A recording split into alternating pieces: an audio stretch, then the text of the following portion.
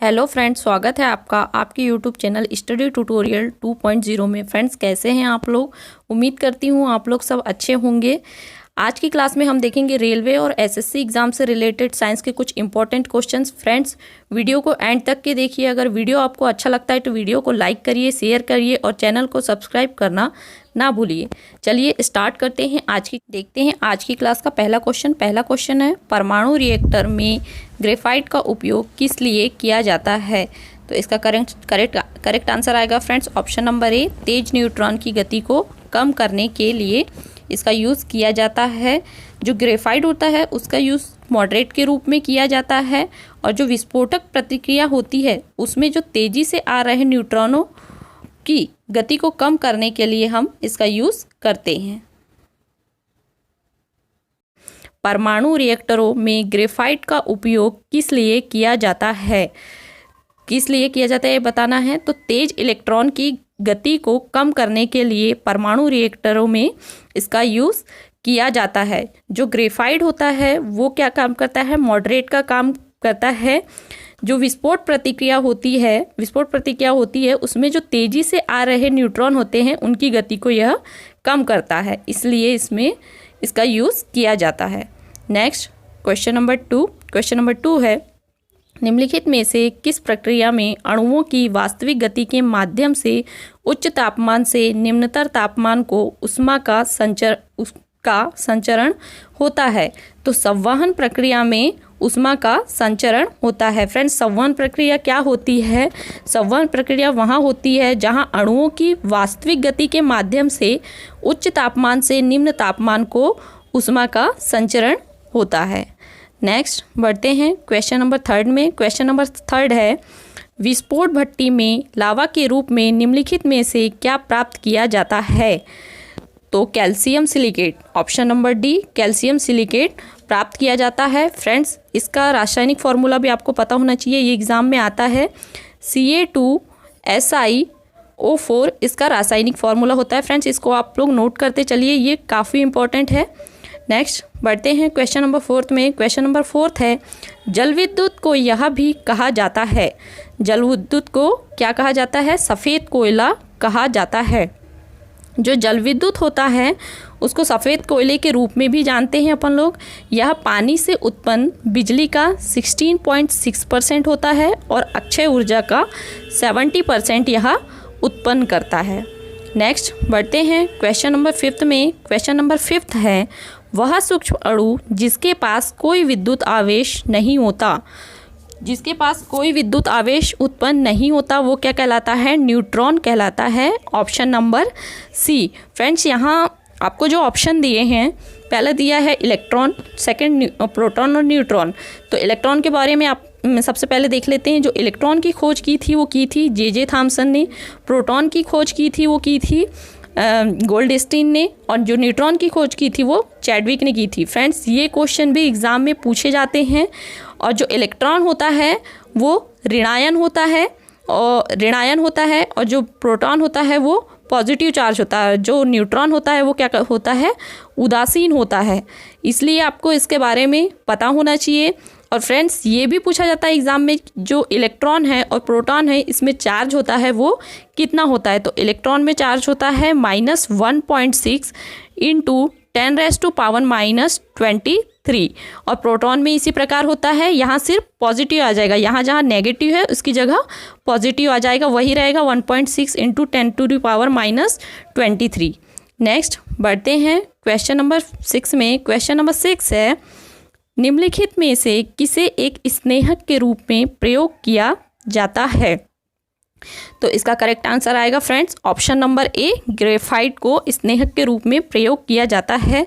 जैसे अपन ने अभी देखे कि ग्रेफाइट का यूज़ मॉडरेट के रूप में भी किया जाता है और ग्रेफाइट का यूज़ लुब्रिकेंट के रूप में भी किया जाता है, क्योंकि जो ग्रेफाइट की संरचना होती है वो षटकोणी छल्ले की एक बहुस्तरीय संरचना होती है, जिसकी आंतरिक परत जो होती है वो अन्य परतों द्वारा ढीले से पकड़ ली जाती है और एक परत दूसरी परत पर फिसल सकती है, जिससे ग्रेफाइट मुलायम तथा साबुन के समान रपटीला हो जाता है। नेक्स्ट बढ़ते हैं क्वेश्चन नंबर 7 में। क्वेश्चन नंबर 7 है, पुराने तेल चित्रों का रंग सुधारने के लिए निम्नलिखित में किसका प्रयोग किया जाता है? तो इसका करेक्ट आंसर आएगा hydrogen peroxide, option number B. इसका यूज़ पुराने तेल चित्रों को साफ करने के लिए किया जाता है। जो पुराने तेल चित्र होते हैं, पुराने तेल चित्र जो होते हैं उसमें जो सफ़ेद रंग होता है वो जो होता है काला पड़ जाता है, तो उसको साफ करने के लिए हम हाइड्रोजन पेरोक्साइड की मदद लेते हैं। नेक्स्ट बढ़ते हैं क्वेश्चन नंबर 8 में। आज का क्वेश्चन नंबर 8 है, आदर्श गैस अवस्था में पोटेशियम आयन का सूत्र क्या होता है? फ्रेंड्स यहाँ पर थोड़ी प्रिंटिंग मिस्टेक हो गई है।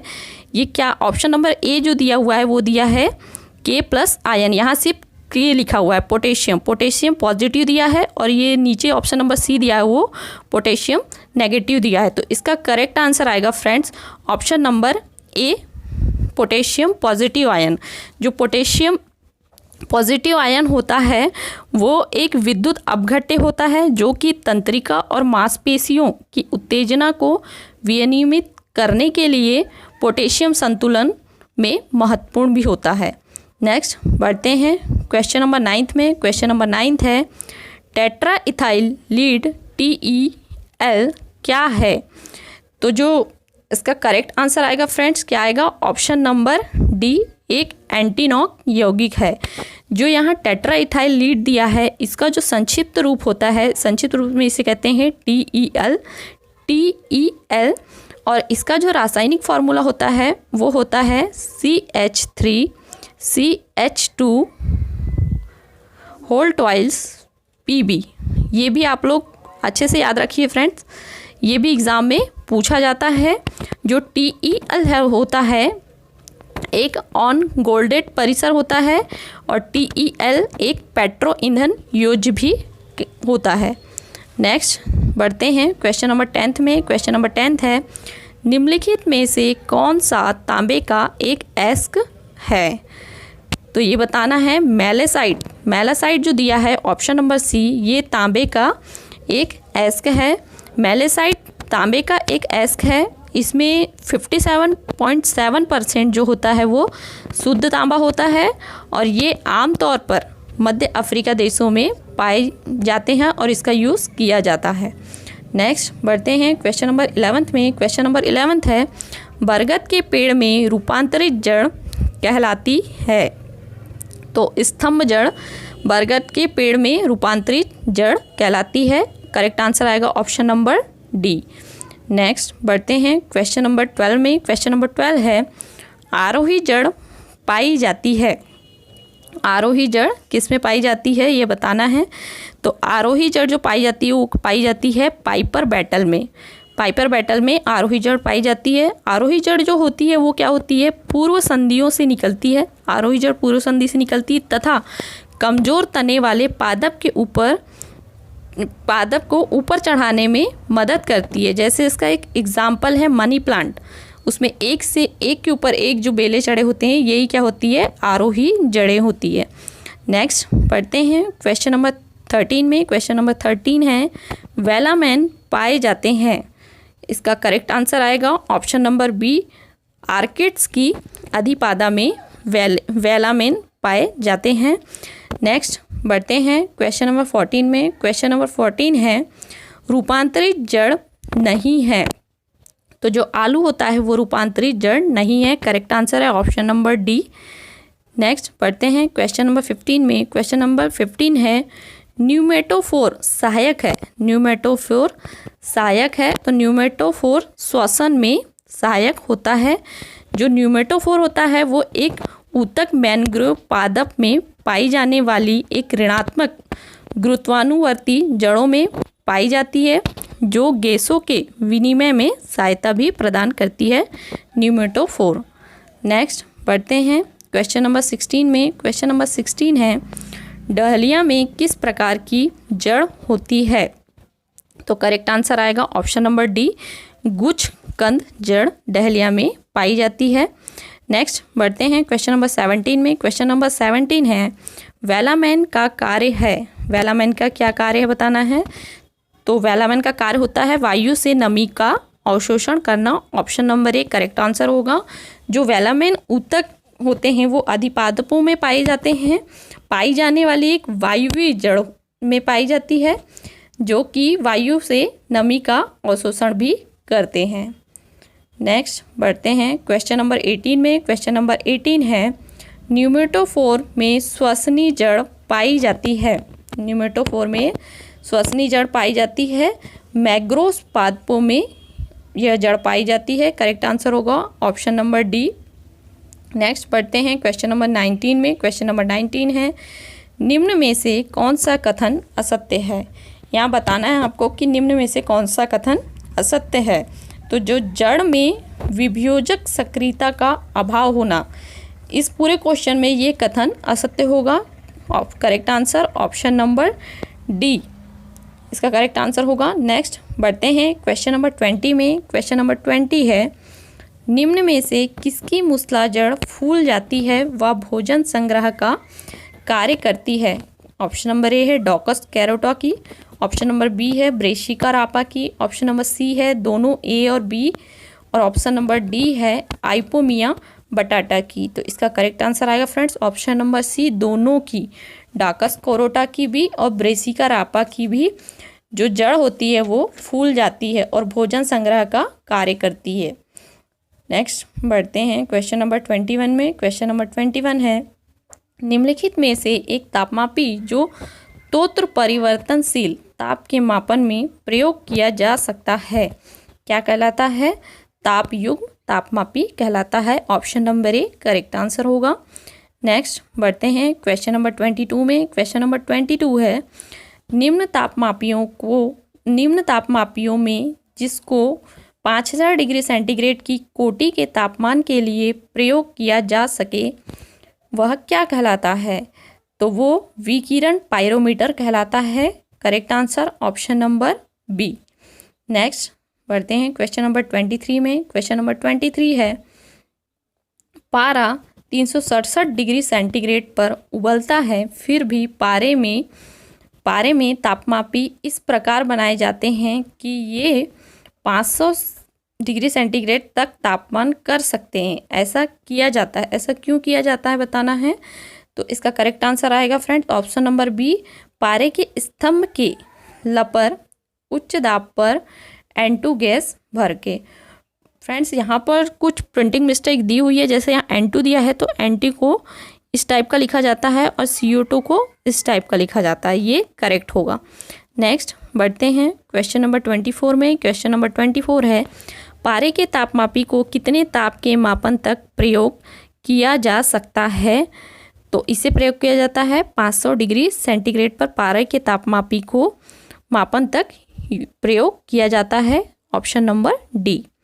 नेक्स्ट बढ़ते हैं क्वेश्चन नंबर 25 में। क्वेश्चन नंबर 25 है ठंडे देशों में पारा के स्थान पर अल्कोहल को तापमापी द्रव्य के रूप में वरीयता दी जाती है क्योंकि इसका जो आंसर आएगा correct option number A alcohol का द्रवांक निम्नतर होता है। नेक्स्ट बढ़ते हैं क्वेश्चन नंबर 26 में। क्वेश्चन नंबर 26 है परम शून्य ताप क्या होता है। तो इसका करेक्ट आंसर आएगा ऑप्शन नंबर बी सैद्धांतिक रूप से निम्नतम संभव तापमान जो होता है वो परम शून्य तापमान कहलाता है। नेक्स्ट बढ़ते हैं क्वेश्चन नंबर 27 में। क्वेश्चन नंबर 27 है वह थर्मामीटर जो 200 डिग्री सेंटीग्रेड मापने हेतु उपयुक्त हो वह क्या कहलाता है यह बताना है। तो इसका करेक्ट आंसर आएगा फ्रेंड्स ऑप्शन नंबर सी पूर्ण विकिरण पायरोमीटर कहलाता है। नेक्स्ट बढ़ते हैं क्वेश्चन नंबर 28 में। क्वेश्चन नंबर 28 है तापमापी का मानकीकरण किया जाता है। इसका ऑप्शन नंबर ए है जॉली तापमापी द्वारा, ऑप्शन नंबर बी है प्लैटिनम प्रतिरोध तापमापी द्वारा, ऑप्शन नंबर सी है तापयुग्म तापमापी द्वारा और ऑप्शन नंबर डी है गैस तापमापी द्वारा। तो करेक्ट आंसर आएगा ऑप्शन नंबर डी गैस तापमापी द्वारा। नेक्स्ट बढ़ते हैं क्वेश्चन नंबर 29 में। पारे की तापमापी का प्रसार होता है तो कितना होता है -50 डिग्री सेंटीग्रेड से 350 degree centigrade. Option number A correct answer होगा।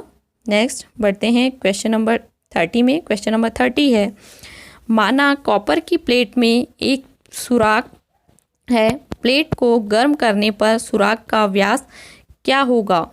तो सुराख का व्यास जो होगा वो सदा बढ़ेगा। करेक्ट आंसर रहेगा ऑप्शन नंबर ए। चलिए फ्रेंड्स, ख़त्म करते हैं हम आज की क्लास। अगर आपको ये वीडियो पसंद आता है तो वीडियो को लाइक करिए, शेयर करिए और चैनल को सब्सक्राइब करना ना भूलिए। आगे आने वाली वीडियो की नोटिफिकेशन पाने के लिए बेल आइकन पर क्लिक करिए। चलिए फ्रेंड्स, ख़त्म करते हैं आज की क्लास। तब तक के लिए बाय बाय, टेक केयर।